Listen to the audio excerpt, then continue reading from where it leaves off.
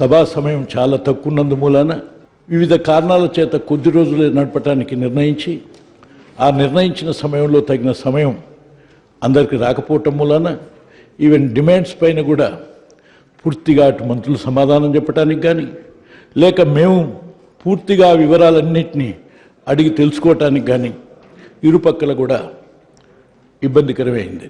Floor లీడర్గా ఏదైనా మాట్లాడదామంటే ఎప్పుడు అవకాశం ఇవ్వాలి సార్. మేము సభకు సహకరిస్తాము తప్ప సభకు నియమాలకు విరుద్ధంగానో లేకపోతే సభా నియమాలకు వ్యతిరేకంగానో మేము మాట్లాడితే మీరు చర్య తీసుకొస్తారు. ప్రతిపక్ష పార్టీలకు ఏమాత్రం గౌరవం లేకుండా చూస్తున్నారు సార్. తప్పకుండా నిన్న జరిగినటువంటి సంఘటన కానీ అనేక సార్ ఒకసారి మాట్లాడుతున్నప్పుడు సార్ నేను ఒక్క ఉపన్యాసం ఇస్తే 10 సార్లు మైక్ కట్ చేస్తే ఎట్లా అనిపిస్తుంది సార్? ప్రభుత్వము ఎంత డెమోక్రటిక్గా ఉంది, సభ సజావుగా జరగడానికి ప్రభుత్వం కూడా ఇచ్చిపుచ్చే ధోరణితో మేము అధికార పక్షమైన ఎంత ఇచ్చిపుచ్చుకునే ధోరణిలో ఉన్నామో ఒకసారి సభ్యులు కూడా గమనించాలి. వాస్తవానికి సభలో టైం ఎలా కేటాయిస్తాం అధ్యక్ష?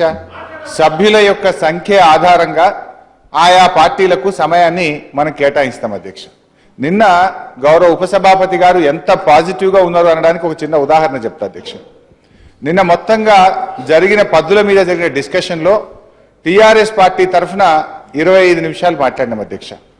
కాంగ్రెస్ పార్టీ తరఫున 1 గంట 35 నిమిషాలు మాట్లాడినారు. నిన్న మాకు సమయం ఇయ్యలేదు అని వాళ్ళు మాట్లాడితే ఎంత మేరకు సభ అధ్యక్ష?